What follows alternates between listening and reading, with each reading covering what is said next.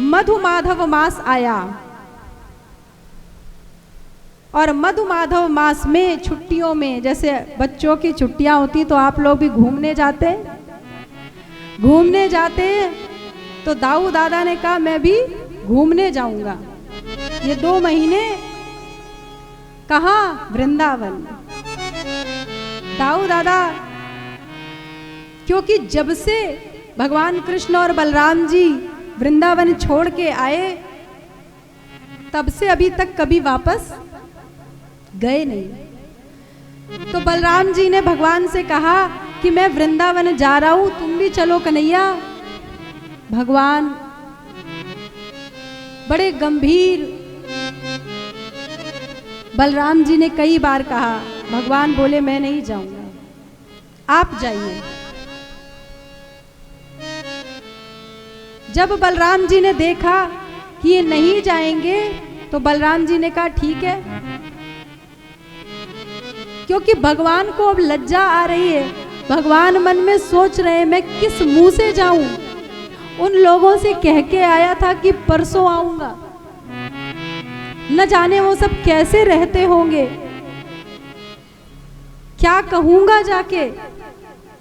और भगवान उस प्रेम की पीड़ा में केवल बलराम जी से कहते हैं आप जाइए, मैं नहीं जाऊंगा। भगवान नहीं जाते और बलराम जी बड़े उत्साह से आते हैं वृंदावन।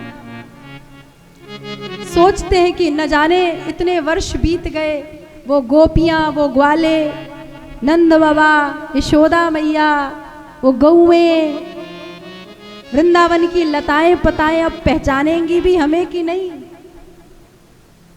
कैसे होंगे, वो सब याद करते भी होंगे कि नहीं, अब तो भूल ही गए होंगे। और जो बलराम जी पहुंचे तो देखा मैया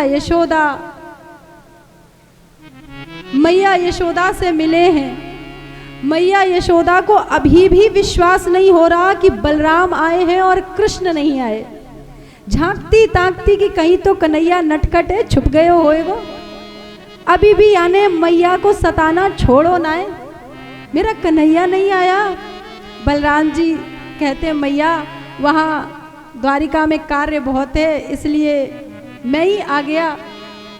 मैया सूख के एकदम कांटा हो गई। वही गोवर्धन पर्वत जो एकदम हरा हरा हरियाली से लहलहाता रहता था, ऐसा लगता जैसे कंकाल का एक कोई, सूख गया सब कुछ। श्यामा गाय जो कितना दूध देती थी कन्हैया को देख देख कर, केवल नेत्र खुले हैं मानो गौओं के कि कभी तो श्याम सुंदर आएंगे, दूध नहीं देती। सब इतने कमजोर हो गए भगवान के प्रतीक्षा में। वो जो एक चहकता था वृंदावन, वो जो एक आनंद था, एकदम उदास कि कभी तो बस एक प्रतीक्षा की गहन आस उसमें।